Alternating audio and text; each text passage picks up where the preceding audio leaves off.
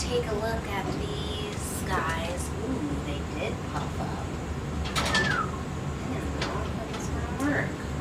At least one of them did. Nice. Okay, the ones. Huh. Wow. It literally worked. Okay, pita bread. That puff. Yay. Okay. That's pretty cool. I'm impressed. I love pita bread and pita pockets, so I'm excited to try this out. I'll take you guys up close and show you the finished product. I really hope that you guys do enjoy these cooking videos and baking videos.